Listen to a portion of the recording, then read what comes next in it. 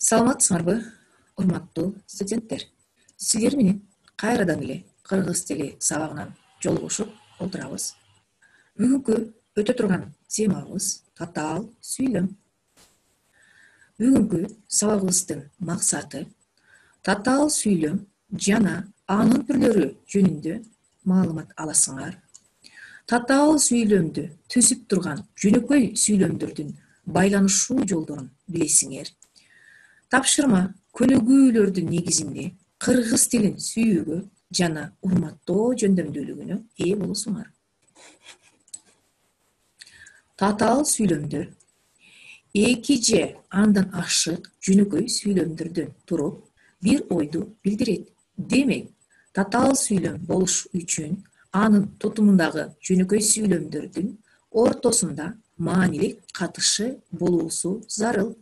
Мисалы, адамдын көркү адеп жана сабак башталды деген эки жөнөкөй сүйлөмдү алсак тутумдаштырып, бул жерде эч кандай маанилик байланыш болгон жок. Ошондуктан бул сүйлөмдөрдөн биз татаал сүйлөм түзө албайбыз. Татаал сүйлөмдөрдү түзүп турган жөнөкөй сүйлөмдөр маанилик жактан жана интонациялык жактан бири-бирине карата өтө татаал сүйлөм уюшулушу мүмкүн. Мисалы, жеңи жок да, токтогул да кат билген, бирок ырларын кагазга түшүрүүгө мүмкүнчүлүгү барына карабай, төкмөлүк салтынан бөлүнө алышпаган. Көрдүңөрбү? Бул жерде 2-3 жөнөкөй сүйлөмдүн маанилик жактан, интонациялык жактан сүйлөм түзүлүп жатат. Татаал сүйлөмдүн тутумундагы жөнөкөй сүйлөмдөрдүн тутумдашуу жолдору. Жөнөкөй сүйлөмдөрдүн тутумдашуу жолдору. Балдар, көңүл бурабыз. Татаал сүйлөмдүн курамындагы жөнөкөй сүйлөмдөр төмөнкүдөй байланышта тутумдашат. Биринчи, интонация аркылуу. Сүйлөмдөрдү окуганда маанисине карап биз интонация менен окуйбуз.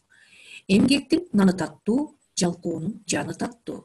Кыш, суук катуу, ак кар, көк муз. Экинчи, байламталардын жардамы менен. Бул жолу станцияга биз абдан эле бат келдик, бирок аттарыбыз чарчап калды. Мисалы, бул жерде бирок деген байламтаны тутумдашып жатат. Сөз мүчөлөрү аркылуу. Күн батып, күүгүм кирип келгендиктен айлана көнбөй калды. Сөз мүчөлөрү деп келгендиктен деген сөздүн жардамы менен эки жөнөкөй сүйлөм тутумдашып жатат. Жандоочтор аркылуу. Күн батып, күүгүм кирген сайын ал корко баштады. Сайын деген жөнөкөй сүйлөм, жандоочуттун жардамы менен. Мезгилди билдирген сөздөрдүн жардамы аркылуу. Таң аткан убакта Жүкөбай келип калды. Бул жерде мезгил убакытты билдирип жатат. Татаал сүйлөм маанисине карай экиге бөлүнөт.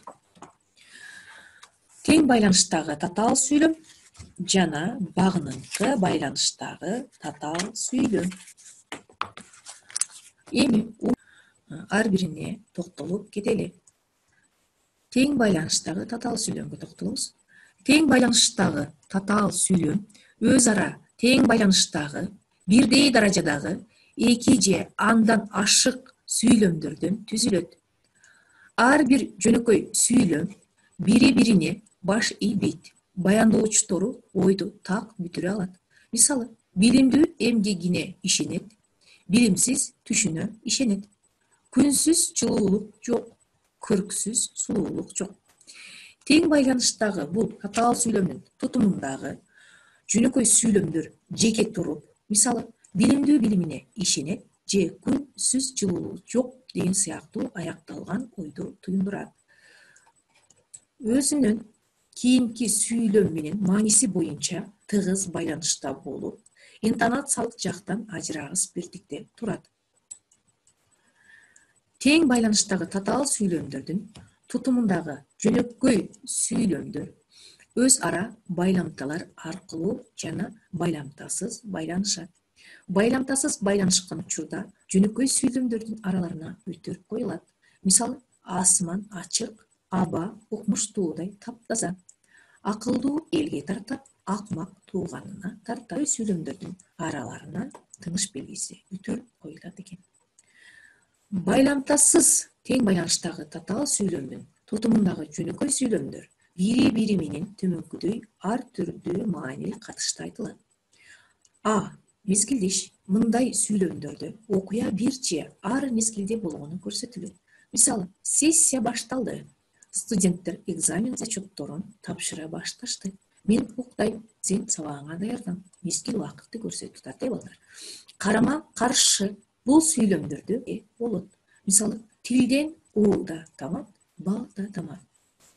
Ууру кетет, адат кетпейт. Эки жөнөкөй сүйлөм бири-бирине карама каршы мааниде айтылып жатат. В. Себеп натыйжалаш. Мында татаал сүйлөмдүн тутумундагы жөнөкөй сүйлөмдөрдүн экинчиси биринчи сүйлөмдөгү айтылган ойдун натыйжасын билдирет. Мисалы, чагылган жарк этти. Айша жерге сулап жатты. Жерде.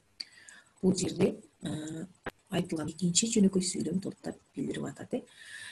Төртүнчү. Г. Чечмелүү. Мындай сүйлөмдөрдүн тутумундагы жөнөкөй сүйлөмдөрдүн бири жалпыланган ойду билдирет. Калгандары анын маанисин тактап, чечмелеп көрсөтөт. Мисалы, Бектурган бүгүн бактылуу. Эки уулу бала чакасы менен кашында. Алар ойноп, күлүп, конокто отурушат. Д. Бешинчи. Байламтасыз тең байланыштагы татаал сүйлөмдүн тутумундагы жөнөкөй сүйлөмдөрдүн экинчи сүйлөмү биринчи сүйлөмдү толуктап, ага кошумча түшүндүрмө берет. Мисалы, студенттердин парламенти түзүлдү. Анын башчысы 3-курстун старостасы болду.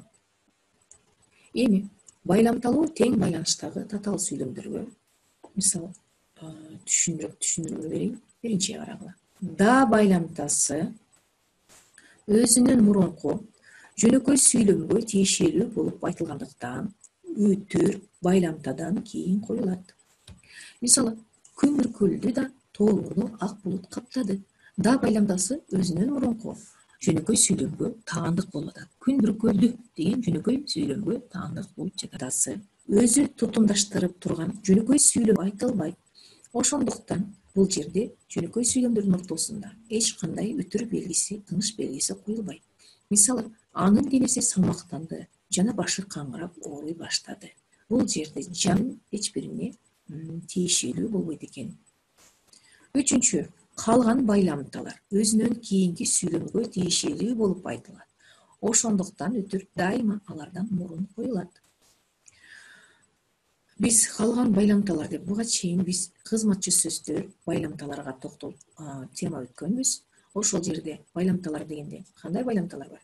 Же, менен, себеби, анткени, ошондуктан, ошол себептүү жана башка ушул байламта сөздөрү бар. Мен сени жакшы көрөм. Ошондуктан ушул акылымды айтып отурам. Көрдүңөрбү? Ошондуктан деген байламта сөз ушул акылымды айтыптан бул байламтадан мурун коюлат экен өтүр. Эми экинчи багыныңкы байланыштагы татаал сүйлөмгө токтолсок, багыныңкы байланыштагы татаал сүйлөмдүн тутумундагы жөнөкөй сүйлөмдөрдүн бири айтылып жаткан ага көз каранды болот. Мына ушул өзгөчөлүккө ылайык багыныңкы байланыштагы татаал сүйлөмдүн тутумунда баш сүйлөм жана багыныңкы сүйлөмдөр болот. Мисалы, жоо кеткен соң кылычыңды ташка чап. Бул сүйлөмдөгү сүйлөмдүн негизги бөлүгү, башкача айтканда, баш сүйлөм кылычыңды ташка чап ойду жыйынтыктап атат. Ал эми жоо кеткен соң деген бөлүгү бул баш сүйлөмгө көз каранды болуп отурат. Ошондуктан бул багыныңкы сүйлөм болуп калат. Баш сүйлөм менен багыныңкы сүйлөмдүн араларына жазууда өтүр белгиси коюлса, оозеки кепте ошол тыныш белги коюлган жерде анда төмөнкү сүйлөмдөрдү окуп көрөлү. Булут кайда жылса, көлөкөй да ошол жака жылат. Жакшы адамды тапсаң, өмүр бою кол үзбө. Багыныңкы сүйлөмдөрдүн маанисине карата бөлүнүшү. Багыныңкы сүйлөм баш сүйлөмдөгү айтылуучу ойдун ар түрдүү кырдаалын көрсөтөт. 9 мааниси бар экен. Маанисине карап 9га бөлүнөт. Мезгил багыныңкы сыпат багыныңкы сүйлөм, карама каршы багыныңкы сүйлөм, салыштырма сүйлөм, максат багыныңкы сүйлөм жана себеп багыныңкы сүйлөм. Эми биз ар бир ушул багыныңкы сүйлөмдөргө мисал менен токтолсок. Карагыла, мезгил багыныңкы сүйлөм. Бул баш сүйлөмдөгү ойдун мезгилин көрсөтөт. Мезгил багыныңкы сүйлөм. Мисалы, эс тарта баштагандан бери ата энесинин мамилеси бир аз өзгөрдү. Мезгил багыныңкы сүйлөм. Качантан бери деген суроо берилет. Экинчи, орун багыныңкы сүйлөм. Баш сүйлөмдөгү ойдун ордун көрсөтсө, орун багыныңкы сүйлөм деп аталат. Ош жерде береке болот. Баяндоочу көбүнчө са мүчөсү менен аяктайт. Эми үчүнчүгө карагыла. Баш сүйлөмдөгү ойдун максатын билдирсе, бул максат багыныңкы сүйлөм. Эки канатын тең кесип салдык. Кандай максат менен, эмне үчүн деген суроолорго жооп берет. Төртүнчү, себеп багыныңкы сүйлөм. Баш сүйлөмдөгү ойдун себебин билдирип турса, себеп багыныңкы сүйлөм деп аталат. Кар басылып, айлана ачыла түшкөн деген суроолорго жооп берет. Бешинчи, карама каршы багыныңкы сүйлөм. Бул баш сүйлөмгө карама каршы мааниде айтылса, карама каршы сүйлөм деп айтылат багыныңкы сүйлөм. Жакшынын өзү өлсө да, сөзү өлбөйт аркылуу байланышат, жасалат. Калкы кандай болсо, бул салыштырма багыныңкы сүйлөм. Багыныңкы сүйлөм баш сүйлөмгө салыштыруу иретинде айтылса, бул салыштырма багыныңкы сүйлөм деп аталат. Мисалы, калкы кандай болсо, кудайы ошондой. Кандай ошондой мүчөсү аркылуу жасалат. Жетинчи, бул шарттуу багыныңкы сүйлөм. Шарттуу багыныңкы сүйлөм бул баш сүйлөмдөгү ойдун шартын билдирет. Көгөргөнү чын болсо, гүлдөр солбус болсочу. Шарттуу ыңгайдын са мүчөсү өтө кеңири колдонулат. 8. Сан өлчөм багыныңкы сүйлөм. Баш адам канчалык адилет болсо, адилеттикти ошончо туура түшүнөт. Ошончо, ошончолук, канчалык деген сөздөр катышып, шарттуу ыңгайдын са мүчөсү аркылуу байланышат. 9. Күн аздап эригенси кызыл булутка жайылды. Бул биздин ойдун сыпатын билдирип турат. Кантип, кандай, кандайча деген суроолорго жооп берет. Эми ушул багыныңкы сүйлөмдөрдүн курамындагы эки же бир нече багыныңкы сүйлөмдөрдүн бир гана баш сүйлөмгө тутумдаша баш ийиши көп багыныңкылуу татаал сүйлөм деп аталат. Мисалы, карагыла, жаз келип, күн жылып, чөп чыгып, 4 түлүк мал көккө тоюна баштады. Бул сүйлөмдө баш сүйлөм 4 түлүк мал көккө тоюна баштады. Кантип, жаз келип, ого жооп берди. Мында бир өңчөй сыпат багыныңкы сүйлөмдөр баш сүйлөмгө багынып турат. Демек, булар бир өңчөй түрүндө келди сүйлөмдө. Тең байланыштагы жана багыныңкы байланыштагы татаал сүйлөмдөрдөн түзүлүп, грамматикалык жана маанилик жактан ажырагыс байланышта болсо, аралаш татаал сүйлөм деп аталат. Мисалы, калк көбөйгөндөн кийин кыштак пайда болот. Алар шаарга айланат. Бул сүйлөмдө аралаш деп айтылып атат. Биз бул сүйлөмдүн багыныңкы сүйлөмдү дагы, тең байланыштагы татаал сүйлөмдү дагы кезиктирсек болот экен. Калк бул жерде баш сүйлөм. Ал шаарга айланат. Кыштак пайда болот, ал шаарга айланат десек, бул тең байланыштагы татаал сүйлөм болуп калмак. Эгерде калк көбөйгөндөн кийин ал шаарга айланат десек, ошондуктан бул жерде багыныңкы сүйлөм дагы тең байланыштагы сүйлөмдү байланышып, эшик ачылды да чоң энеси үйгө киргенден кийин Динар жомогун кайталап окуй баштады. Бул сүйлөмдө дагы багыныңкы жана тең байланыштагы татаал сүйлөмдөр колдонулуп жатат. Балдар, көнүгүүлөр менен машыгабыз. Биздин бул көнүгүүдө схемалардын үлгүсүнө салып сүйлөм түзгүлө деп атат. Карагыла, эскертүү, Каша бул багыныңкы сүйлөм дегенди билдирет. Тутумундагы жөнөкөй сүйлөм жана баш сүйлөм болуп саналат. Ушул жерден белгилей кетчү нерсе ылыйда турган 3 катар схеманы көрүп жатабыз балдар. Ушул схемаларга биз сүйлөм түзөбүз. Кантип? Карагыла. Биринчи, ушакчынын оозу бошобойт, мээнеткечтин колу бошобойт. Бул жерде тең байланыштагы татаал сүйлөм белгилейт экенбиз. Схема түрүндө белгиледик эле. Ошол схема негизинде биз сүйлөм түзүп жатабыз. Экинчи, күн күркүрөгөн сайын, чагылган жаркылдаган сайын, кара жамгыр төккөн сайын суугатчы андан да катуу жаашын тилейт. Бул жерде бир нече багыныңкы сүйлөмдөрдөн келип, көп багыныңкылуу татаал андан да катуу жаашын тилейт. Көрдүңөрбү? Бул жерде баш сүйлөм болуп, суугатчы андан да катуу жаашын тилейт деп турат. Ушул эле сүйлөмгө көз каранды болгон күн күркүрөгөн сайын, мисалы, чагылган жаркылдаган сайын, кара жамгыр төккөн сайын. Булар бир нече багыныңкы сүйлөмдөр болуп турат. Султанаалы менен Тоймурмат бей бир уруктан болсо да, экөөнүн өз ара мамилеси салкын, катнашы жок.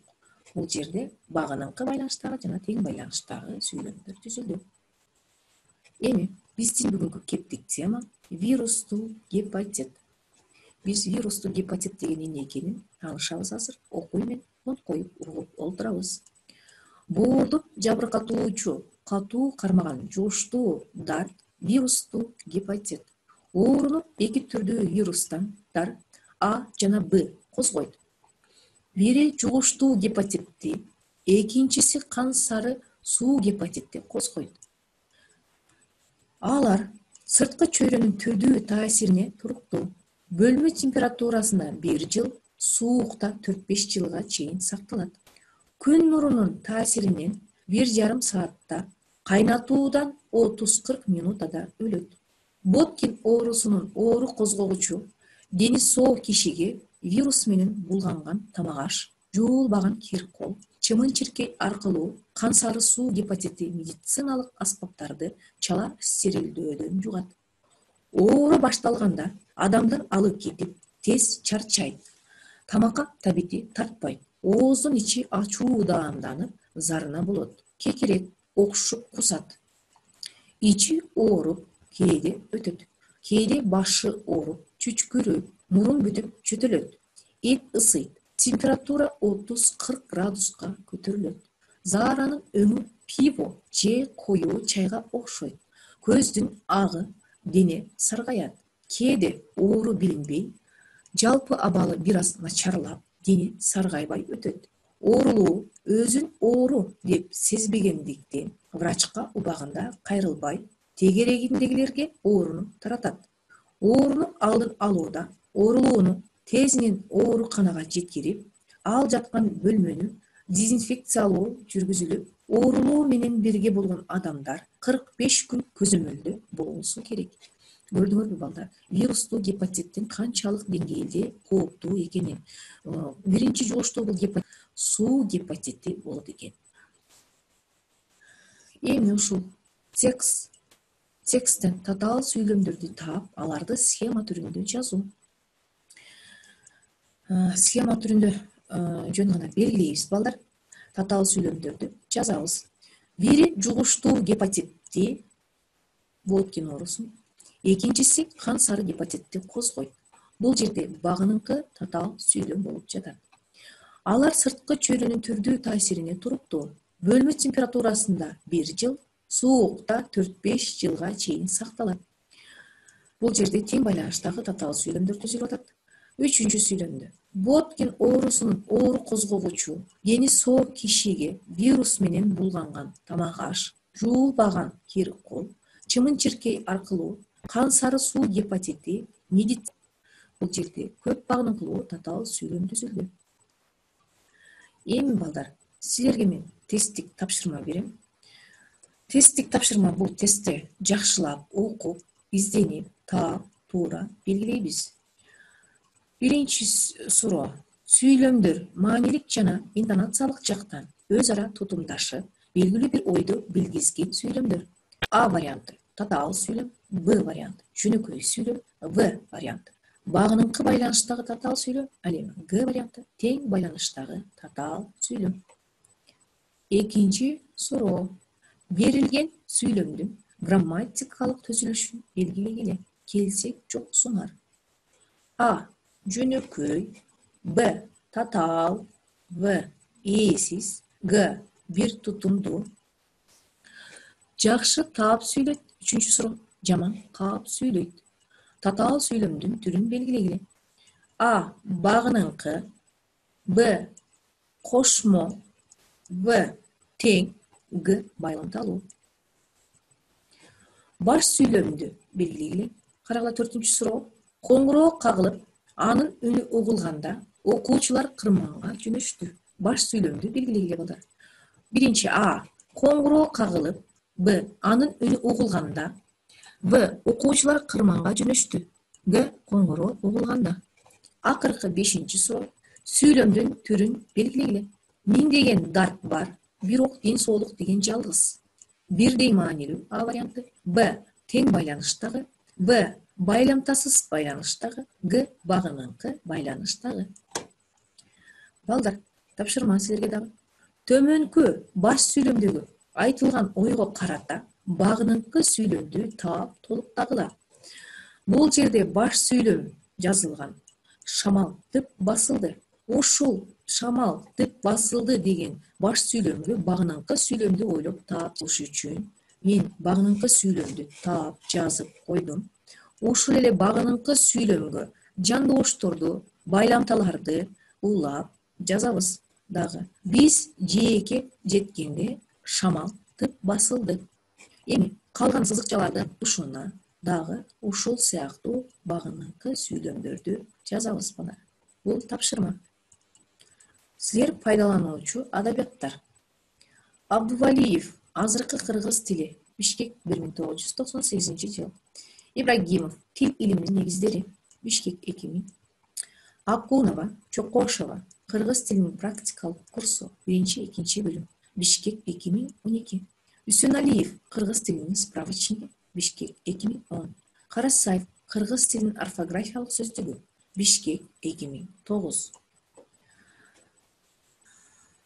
Бүгүнкү өтүлгөн тема силерге түшүнүктүү болду деп ойлойм. Көңүл бурганыңар үчүн чоң рахмат. Бүгүнкү сабагыбызды ушуну менен жыйынтыктайбыз. Саламатта калгыла балдар.